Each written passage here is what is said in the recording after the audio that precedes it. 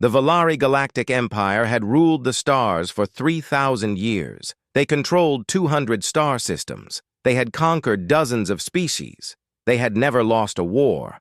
Their ships were the fastest. Their weapons were the strongest, or so they believed. Admiral Koros was having a quiet day. He sat in his command chair on the flagship Eternal Glory, watching his officers work. The border patrol was boring duty. Nothing ever happened here. The last battle had been 500 years ago. These days, the fleet existed mostly for show. A young officer named Bryn looked up from his screen. His face was pale. His hands were shaking. "Admiral," Bryn said, "we have a contact." Koros did not move. "Another merchant ship taking a shortcut?" "No, sir. This is different. The ship, it came out of hyperspace. But the energy signature is wrong. It does not match anything in our database." Koros finally looked interested. He stood up and walked to the main screen. "Show me." The image appeared. Koros felt his blood turn cold. The ship was ugly. There was no other word for it. Valari ships were smooth and beautiful, made of flowing curves and shining metal. This thing was the opposite. It was angular and rough. Its hull was covered in thick armor plates. Scorch marks and old battle damage marked its surface. The ship looked like it had been through 100 wars and refused to die. But what made Koros truly afraid was the symbol on its hull, a blue circle with green shapes on it. He had seen that symbol before in files that were supposed to be destroyed. "Impossible," Koros whispered. Bryn looked at him. "Sir? Do you know what it is?" Koros did not answer. He was already moving to his private communication terminal. His fingers trembled as he entered the highest security code he knew. Within moments, the face of High Chancellor Vela appeared on the screen. Vela was old, even by Valari standards. She had led the Empire for 200 years. She had seen everything.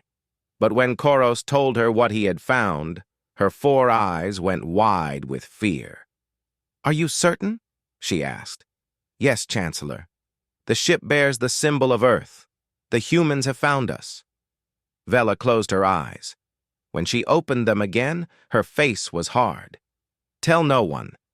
I am calling an emergency meeting of the Council. Keep watching that ship. Do not attack it. Do not communicate with it. Just watch. And if it attacks us?" Vela paused. "Then may the ancestors help us all." The Council of 12 gathered in the Great Hall of the capital world. These were the most powerful beings in the Empire. Generals, admirals, governors, and ministers. They ruled over trillions of lives. Today, they looked like frightened children. "How is this possible?" demanded General Morak. He was a huge Valari, covered in medals and scars. "The humans were primitive. Our scouts reported they were still using chemical rockets and nuclear weapons. They were centuries away from reaching the stars." Ambassador Thessa spoke quietly. "That report was made 60 cycles ago, General. Apparently things have changed." "Changed? They have done in 60 cycles what took us 3,000 years. That is not change.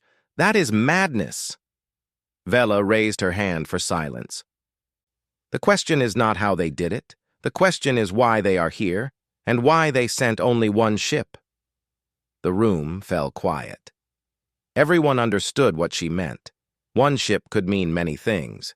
It could be a scout. It could be a messenger. Or it could be a test. In the Valari way of thinking, you sent one ship to see how your enemy would react. If they destroyed it, you knew they were hostile. Then you sent your real fleet. "We should destroy it now," Morak said, "before more arrive." "And if destroying it is exactly what they want us to do?" Thessa replied. "We know nothing about their capabilities. That ship is covered in battle damage. It has fought before. It has survived. What does that tell you about the species that built it?" The argument continued for hours. Some wanted war, some wanted diplomacy, some wanted to run. In the end, Vela made the decision. "We will wait," she said. "We will watch, and we will try to understand."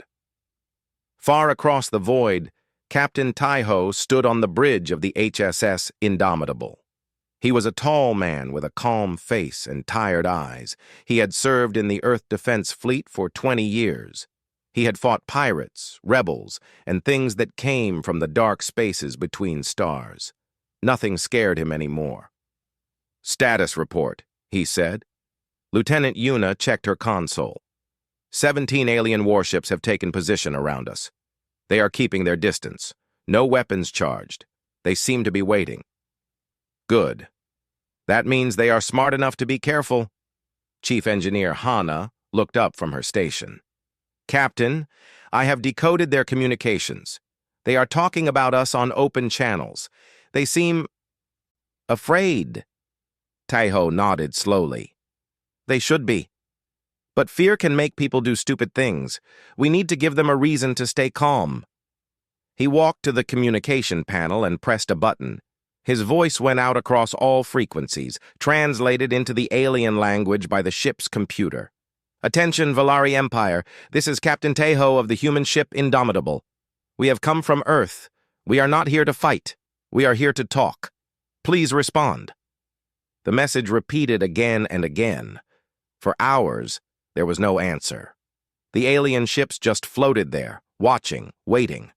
On the capital world, Vela listened to the human message. His voice was calm and clear. He spoke their language perfectly. He knew their name. "They have been watching us," she realized.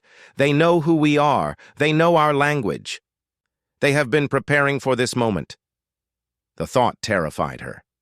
For 3,000 years, the Valari had believed they were the masters of the galaxy. They had looked down on other species as inferior. They had never imagined that someone might be looking back at them. And now that someone had arrived.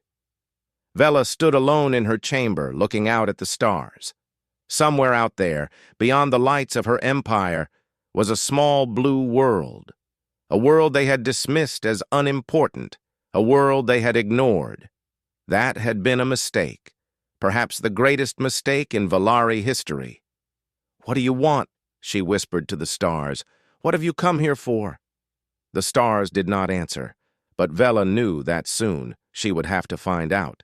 The sealed archives were kept in the deepest part of the Imperial Palace.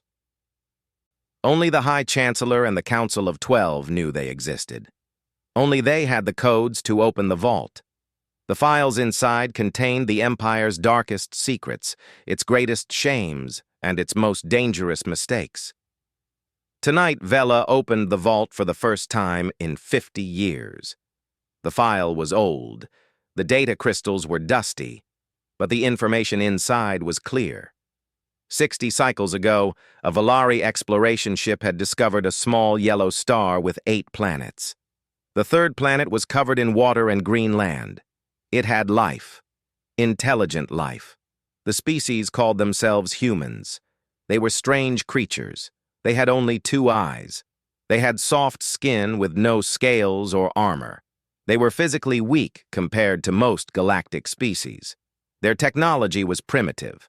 They had just learned to split the atom. They had not yet left their own planet. The Valari scouts had laughed at them. "No threat," the report concluded. "Primitive species. Estimated time to achieve interstellar travel. Minimum 500 cycles. Recommend sealing the sector and ignoring." The Empire had agreed. They had marked the sector as restricted and forgotten about the little blue world. But they had also left behind surveillance probes hidden in the asteroid belt, just in case. Vela looked at the date on the file, 60 cycles. In galactic terms, that was nothing. A blink of an eye. The Valari had taken 3,000 cycles to reach the stars. Most species took at least 1,000. The humans had done it in 60. "How?" Vela asked the empty room. "How is that possible?" She found another file. This one was more recent. The surveillance probes had continued to send data for 40 cycles before going silent. The last transmissions showed something terrifying. The humans had found the probes. Not only had they found them, They had captured them. They had taken them apart. They had learned how they worked, and then they had used that knowledge to build their own ships. In just 40 cycles, humanity had gone from primitive rockets to faster-than-light travel. They had reverse-engineered alien technology and improved upon it. They had done in a generation what the Valari could not do in a millennium. Vela felt sick. The Empire had given humanity the key to the stars, and now humanity had used that key to find them. On the bridge of the Indomitable, Captain Taiho waited patiently. He had learned patience during 20 years of service. He knew that rushing into things usually made them worse. The aliens would respond when they were ready. Lieutenant Yuna stood beside him. She was younger than him, but just as experienced. She had fought in the Mars Uprising and the Battle of Europa. She had seen friends die and enemies fall. She trusted her captain completely. "Do you think they will talk to us?" she asked. "Eventually. Right now they are scared and confused. They need time to think." "And if they decide to attack instead?" Taiho smiled slightly. "Then we will teach them why that is a bad idea." Ensign Dae-sung looked up from the tactical station. He was the youngest officer on the bridge, fresh from the academy. This was his first real mission. His voice was nervous but steady. "Captain, I have been analyzing their ships. Their weapons are impressive. Energy cannons, missile systems, particle beams, but their shields are weak compared to ours, and their armor is thin." "They have never needed strong defenses," Taiho replied. "They have been the biggest fish in this pond for a long time. They have forgotten what it means to face a real threat." Medical Officer Jisoo entered the bridge. She was a small woman with kind eyes and gentle hands. She had saved more lives than she could count. But she also understood that sometimes lives had to be taken to save others. "The crew is ready," she reported. "Morale is high. Everyone knows why we are here." Taiho nodded. "Good. We may be here for a while.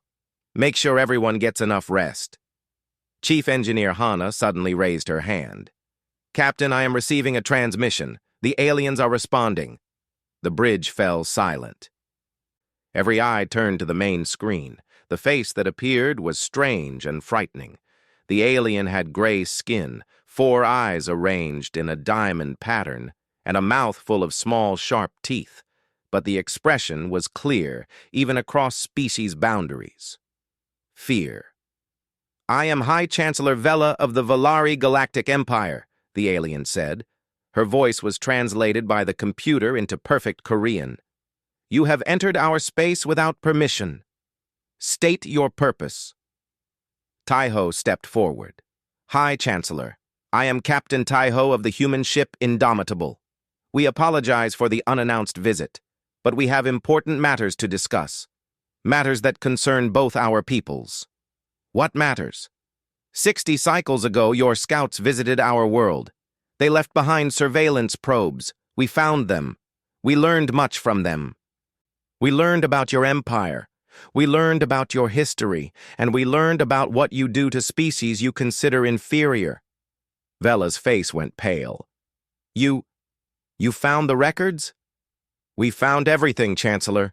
The Drovak Collective, the Nearan Federation, the broken worlds of Sector 7, all the species you conquered or destroyed because they would not bow to you." The bridge was deathly quiet. Even Vela's officers looked uncomfortable. These were old crimes buried deep in history. No one talked about them anymore. Taiho continued. "We did not come here to threaten you, Chancellor. We came here to talk, to understand, and to make something very clear." He paused. "Humanity will not be the next name on your list. We will not be conquered. We will not be destroyed. We will not bow." "Is that a threat?" "No, it is a fact." "But it does not have to mean war. We are willing to talk. We are willing to find a peaceful solution. The question is, are you?" Vela stared at the human on her screen. He was small. He was soft. He looked fragile. But his eyes were hard as steel. His voice was calm as stone. He was not afraid of her or her empire. That, more than anything else, told her how dangerous he truly was. "Very well," Vela said slowly. "We will talk, but not like this. Not through screens and translators. I want to meet you face to face. I want to look into your eyes and see what kind of creature you really are." Taiho nodded. "Name the place and time. We will be there." "There is a moon in the neutral zone. Cold, empty, no strategic value. We will meet there in 3 days." Agreed. The screen went dark. The bridge was silent. Yuna let out a long breath. "Well, that was interesting." Taiho turned to his crew. "Prepare for the meeting, and prepare for anything else. The Valari have ruled this galaxy for 3,000 years. They will not give up their power easily." "Do you trust them?" Daesung asked. Taiho shook his head. "No, but I trust us, and that will have to be enough." The news spread across the Empire like fire through dry grass. At first it was just rumors, whispers in the corridors of power, nervous glances between officers. Then someone leaked the story to the information networks. Within hours, every citizen in the Empire knew the truth. A human ship had arrived. The primitive species from the sealed sector had found them, and the High Chancellor had agreed to meet with them. Panic followed. On the trading world of Velos Prime, merchants closed their shops and fled to their homes. On the military outpost of Station 12, soldiers demanded answers from their commanders. On the capital world itself, crowds gathered outside the Imperial Palace, shouting for information. General Morak stormed into the council chamber. His face was dark with anger. His massive hands were clenched into fists. "This is madness," he roared. "You cannot meet with these creatures. You will make us look weak." High Chancellor Vela remained calm. She had dealt with Morak for 200 years. His anger was like a storm, loud and dangerous, but eventually it would pass. "I will meet with them," she said quietly, "because the alternative is worse. The alternative is strength. We have the largest fleet in the galaxy. We have weapons that can crack planets. One ship. We could destroy it in moments." Ambassador Thessa spoke up. "And then what, General? We destroy their ship. We kill their captain. Do you think humanity will forget? Do you think they will forgive? They sent one ship today. How many will they send tomorrow if we attack?" "You are afraid," Morak sneered. "You are all afraid of these soft, weak creatures." "Yes," Vela said. Everyone turned to look at her. "Yes, I am afraid. And so should you be, General. These soft, weak creatures achieved in 60 cycles what we could not do in 3,000. They found our probes, decoded our language, and built ships that can match ours. They did all this in a single lifetime. Imagine what they could do in 2 lifetimes, in 10, in 100. Morak fell silent. For the first time, doubt crossed his face. Vela continued.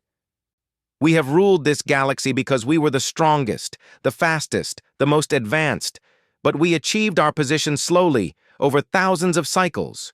Humanity did it in a flash. That means they are not like us. They are something new, something we have never seen before, and until we understand what they are, we must be careful." The council had no answer. The truth of her words hung heavy in the air. On the Indomitable, Captain Taiho called his senior officers to the briefing room. The ship was quiet as it drifted through space. The alien fleet still surrounded them, but it kept its distance. Both sides were waiting. Taiho looked at his crew, Yuna, Hana, Daesung, Jisoo. They had served with him through a dozen battles and 100 missions. He trusted them with his life. "In 3 days, we will meet the alien leaders face to face," he said. "This is the most important moment in human history.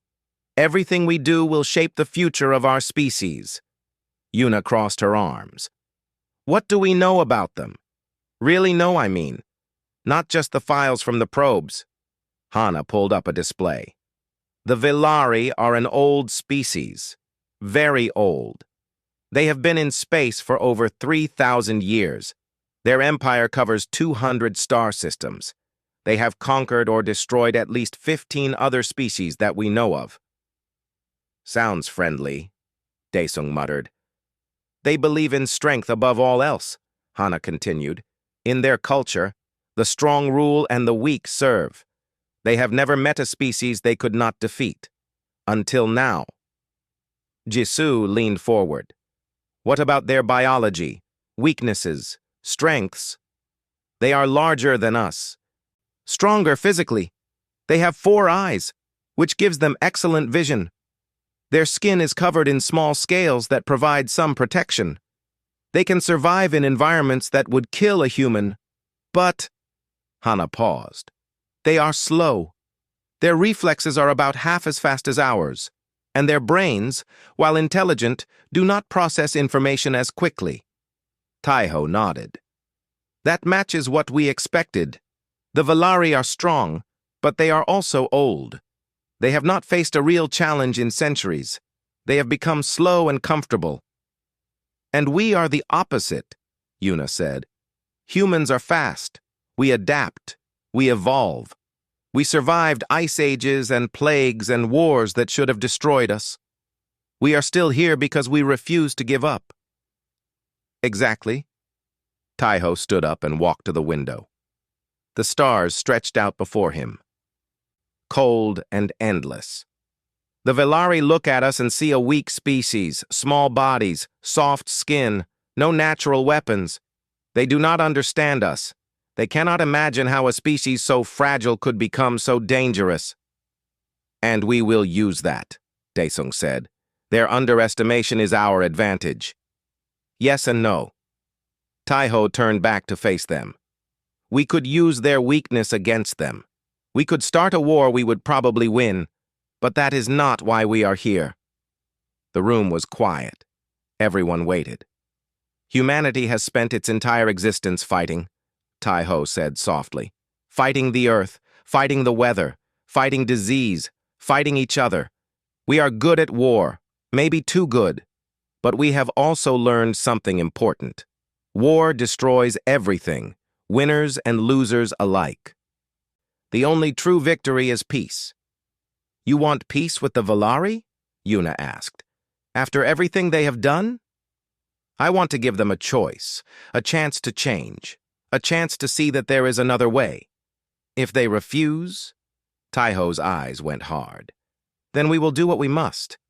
But I hope it does not come to that. Jisoo smiled sadly. You are a good man, Captain. Maybe too good for this universe. Perhaps. But someone has to try. The 3 days passed slowly. On the capital world, Vela prepared for the meeting. She chose her delegation carefully, 50 of the Empire's finest, diplomats, scientists, soldiers. She wanted to show strength but also wisdom. On the Indomitable, Taiho made a different choice. He would bring only 3 people, himself, Yuna, and Jisoo. That was all. His crew thought he was crazy. 3 humans against 50 aliens? It was suicide. But Taiho understood something his crew did not. The Valari respected strength, but they had never seen strength like this. Walking into a room full of enemies with only 2 companions was a statement. It said, I do not fear you. I do not need an army to face you. I am enough. It was a gamble. Everything depended on how the Valari reacted. On the morning of the meeting, Taiho stood in his cabin and looked at himself in the mirror. He was 45 years old. His hair was gray at the temples. Lines marked his face. He looked tired. He felt tired. But he was also ready. Whatever happens today, he said to his reflection, humanity will not be slaves. We will not bow. We will not break. He straightened his uniform and walked out to meet his destiny. The moon was a dead world. No air, no water, no life, just endless gray rock under a black sky filled with stars. A dying red sun hung on the horizon, casting long shadows across the barren surface. Two ships landed on opposite sides of a flat plain. The Valari shuttle was large and elegant, its hull gleaming with polished metal. The human shuttle was smaller, darker, built for function rather than beauty. High Chancellor Vela stepped out first. Her guards surrounded her immediately, weapons ready. Behind her came the rest of her delegation, 50 Valari in total. Diplomats in flowing robes, scientists with scanning devices, soldiers in full battle armor. It was an impressive display of power. Then the human shuttle opened. 3 figures walked out. Just 3. They wore simple gray uniforms with no armor. They carried no visible weapons. They walked slowly across the rocky ground toward the Valari delegation. Morak, who had insisted on coming despite Vela's objections, laughed out loud. "This is what we were afraid of? 3 soft creatures with no protection? I could kill them all myself." "Silence!" Vela hissed. She was watching the humans carefully. Something was wrong. 3 people against 50 should look scared. They should look nervous. They should show some sign of fear. The humans showed nothing. They walked like they owned the ground beneath their feet. Their faces were calm. Their eyes were steady. They moved with the quiet confidence of predators who had nothing to fear. The groups met in the center of the plain. The Valari towered over the humans. They were bigger, stronger, more numerous.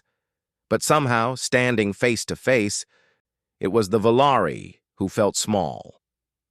Captain Taiho spoke first. "High Chancellor Vela, thank you for agreeing to meet with us. I am Captain Taiho. These are Lieutenant Yuna and Medical Officer Jisoo." Vela studied him carefully. The human was not impressive to look at. He was shorter than even the smallest Valari. His skin was pale and smooth. He had no claws, no fangs, no natural weapons of any kind. He looked like prey. But his eyes told a different story. They were dark and deep, like holes in the universe. They held a weight that Vela had only seen in the oldest and most experienced warriors. This creature had seen death. He had caused death. And he was not sorry. "You are bold, Captain," Vela said, "coming here with only 2 companions. Most species would call that foolish." "Most species are not human," Taiho replied simply. Morak stepped forward. His hand rested on his weapon. "You speak as if you are special. But I see only 3 weak creatures who have wandered far from home. Perhaps you have made a mistake coming here." Yuna's eyes flicked to the general. Her body did not move, but somehow she seemed to grow more dangerous, like a weapon waiting to fire. Taiho raised his hand slightly. Yuna relaxed, but everyone noticed how quickly she had responded to the threat, how ready she had been. "General Morak," Taiho said calmly, "I have read your military record. 40 campaigns, 30 victories. You have never lost a battle. You are considered the greatest warrior in the Empire." He paused. "You have never fought a human. Is that a challenge?" "It is a warning. We did not come here to fight. But if you force us to, you will learn why humanity has survived everything the universe has thrown at us." The tension was thick enough to cut. The Valari guards raised their weapons. Taiho and his companions did not move. Vela spoke quickly. "Enough. We are here to talk, not to fight. General, step back." Morak hesitated. For a moment, Vela thought he would disobey, but finally he stepped back. His eyes never left Taiho. "Now," Vela said, "you said you came to talk.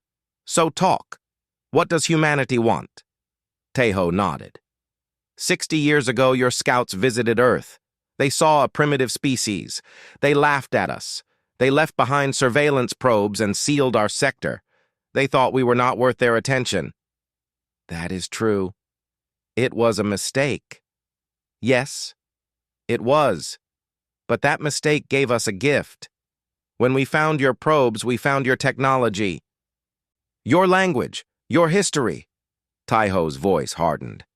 We found records of the species you destroyed, the Drovak Collective, the Niran Federation, others, dozens of worlds, billions of lives, all gone because they would not submit to your empire." The Valari delegation shifted uncomfortably. These were old crimes, committed by their ancestors. But the guilt remained. "We are not those people," Vela said carefully. "Those events happened thousands of cycles ago. But you benefit from them. Your empire was built on the bones of other species. You rule because you destroyed everyone who could challenge you." Taiho stepped forward. The guards tensed, but he ignored them. "Until now." Jisoo spoke for the first time. Her voice was soft, but it carried across the plain. "High Chancellor, we did not come here to judge you. We came here to prevent more death, more destruction, more graves." Vela looked at the small woman. "You speak of peace, but your captain speaks of war." "We speak of both," Taiho said, "because that is the choice you face, peace or war, cooperation or destruction. You can continue as you have for 3,000 years, conquering and destroying. But if you do, you will face us, and we will not stop fighting until one of us is gone." "You threaten the entire empire? With one ship?" Taiho smiled. It was not a kind smile. "One ship is all we needed to get your attention. If we wanted to bring our fleet, this moon would be surrounded by 10,000 warships, every one of them crewed by humans who have fought and bled and refused to die." The number hung in the air. 10,000 ships. The Empire had perhaps 3,000 in total. "You are bluffing," Morek said, but his voice was uncertain. "Test us and find out." Silence fell over the plain. The red sun sank lower on the horizon. The shadows grew longer. Finally, Vela spoke. "What do you want? Truly?" Taiho's expression softened. "We want what every species wants, Chancellor. Safety for our people, a future for our children, a place in this galaxy where we can live without fear." He paused. "We thought we would have to fight for that. But perhaps we were wrong. Perhaps there is another way." "What way?" "Alliance. Partnership. Two species, working together instead of against each other. You have experience, you have resources, you have knowledge of the galaxy we are only beginning to understand. And we," Taiho spread his hands, "we have survived everything. Ice ages, plagues, wars, disasters. We are still here. We can help you survive too." Vela stared at him. Of all the things she had expected, this was not one of them. She had prepared for threats, demands, ultimatums, but not this. Not an offer of friendship. "Why?" she asked. "After everything we have done, after our ancestors tried to ignore you, after we left you alone in the dark, why would you help us?" Taiho looked up at the stars. "Because we know what it is like to be alone. We know how cold the universe can be. We spent thousands of years thinking we were the only intelligent life. When we found out we were not alone, we were afraid. But we were also hopeful." He looked back at Vela. "We do not want to be your enemies, Chancellor. We want to be your friends. The question is, do you want the same?" The answer would change everything. The negotiations lasted 3 weeks. Every day, human and Valari representatives met in a station built specially for this purpose. It floated in the neutral zone, halfway between the Empire and Earth. Both sides had agreed that neutral ground was necessary.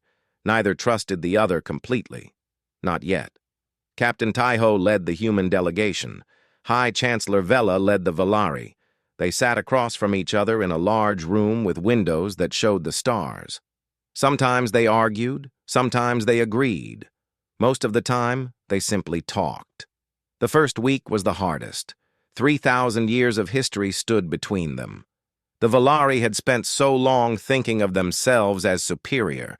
They had conquered species without mercy.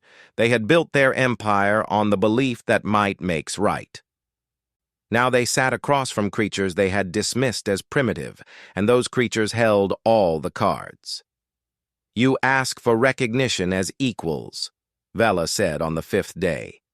"Do you understand what that means? In our entire history, we have never treated another species as equals." "Then it is time to learn," Taiho replied.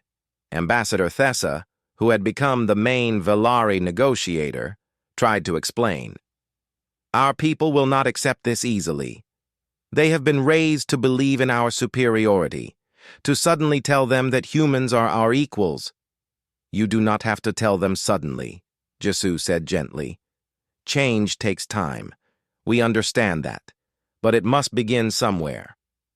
The 2nd week brought progress. Both sides agreed on basic terms. Humanity would be recognized as a sovereign power. The Velari would stop all surveillance of Earth and its colonies. In return, humans would share certain technologies. Medical advances that could save millions of Velari lives. Agricultural techniques that could feed entire worlds. General Morak attended some of the sessions. He was quieter now. The first day on the moon had changed something in him. He had seen the look in Taiho's eyes. He had recognized it because he had the same look himself, the look of a warrior who had seen too much death. "You have fought wars," Morak said during a break in negotiations. "Real wars, not the easy conquests we are used to." Taiho nodded. "We have fought wars that nearly destroyed us, wars against ourselves, wars against nature, wars against enemies who wanted to wipe us from existence. And you survived. We always survive. That is what humans do." Morak was quiet for a long moment. Then he asked, "Do you think there will be peace between our peoples? True peace?" "I hope so, but hope is not enough. Peace requires work. It requires trust. It requires both sides to choose something better than war." "And if my people cannot make that choice?" Taiho looked at him steadily. "Then we will do what we must. But I do not think it will come to that. Your people are not evil, General. You are just old, stuck in old ways. Sometimes it takes something new to shake the old loose." The 3rd week brought the final agreement. The treaty was simple. 5 main points. Recognition of human sovereignty, end of surveillance, technology sharing, trade agreements, and the final clause, the one that surprised everyone, a mutual defense pact. Humanity had not just come to protect themselves. They had come to offer protection to the Empire. When Vela first heard this proposal, she laughed. "You want to protect us? From what? We are the largest power in this region of space." Taiho did not laugh. "Chancellor, how much of the galaxy have you explored?" "We control 200 star systems. We have surveyed perhaps 500 more. The galaxy contains 400 billion stars." The number was staggering. Vela had known it intellectually, but hearing it said out loud made her realize how small the Empire truly was. "We have been exploring, too," Taiho continued. "In our short time among the stars, we have encountered things. Things that make your empire look like children playing with toys. Ancient machine intelligences that destroyed their creators and still roam the void. Creatures that live in the space between stars and feed on ships. Civilizations so old that your 3,000 years would seem like yesterday to them." Yuna pulled up a display. Images appeared. Broken ships, destroyed worlds, things that moved in ways that made no sense. "We have fought some of these threats," Taiho said. "We have survived, but we cannot face them alone. No species can. The galaxy is too dangerous. The only way to survive is together." Vela stared at the images. She had thought the Velari were powerful. She had thought they knew the universe. But this was beyond anything she had imagined. "You are saying the Empire is in danger?" "Everyone is in danger. Humans, Velari, every species in the galaxy. The question is whether we face that danger alone or together." The signing ceremony was held on the last day. Both delegations gathered in the main hall of the station. The windows showed a view of a beautiful nebula, clouds of gas glowing in colors no artist could capture. It seemed fitting for such a moment. High Chancellor Vela took the pen first. Her hand trembled slightly as she signed her name on the treaty. She had just changed 3,000 years of history. She had just admitted that the Volari were not the masters of the galaxy. Captain Taiho signed next. His hand was steady. He had been preparing for this moment his entire career. Every battle, every mission, every sacrifice had led to this. When he finished, he looked up at Vela. "Chancellor, I want to ask you something personal." "Ask." "On the moon. You asked me why we would help you after everything your people have done. I gave you an answer. But I want to ask the same question. Why did you agree to this? You could have refused. You could have chosen war." Vela was quiet for a long moment. Then she spoke slowly. "When I was young, I believed in the Empire completely. I believed we were the greatest species in the galaxy. I believed everything we did was right." She paused. "Then I became Chancellor. I saw the old records, the species we destroyed, the worlds we broke. I learned that our greatness was built on suffering." She looked at Taiho. "You gave me something I had lost long ago, Captain. Hope. Hope that we could be something better. Something more than conquerors and destroyers." Taiho nodded. "That is all any of us can ask for. A chance to be better." The Indomitable departed 3 days later. The crew was tired, but satisfied. They had done what they came to do. They had secured humanity's place in the galaxy. They had made friends out of potential enemies. As the ship jumped into hyperspace, Lieutenant Yuna stood beside Captain Taiho on the bridge. "Do you think it will last?" she asked. "The peace, I mean." Taiho watched the stars blur and stretch as they accelerated beyond light speed. "I do not know. Peace is fragile. It requires constant care. But we have given it a start. The rest is up to the future. And if it fails?" He smiled slightly. "Then humanity will do what we always do. We will survive. We will adapt. We will overcome." Yuna laughed softly. "Some things never change." "No. Some things never do." The ship flew on through the infinite darkness. Behind it, a galaxy was changing. An empire was learning to be humble. A species was learning to hope, and humanity had taken its first step into a larger universe. The story was just beginning.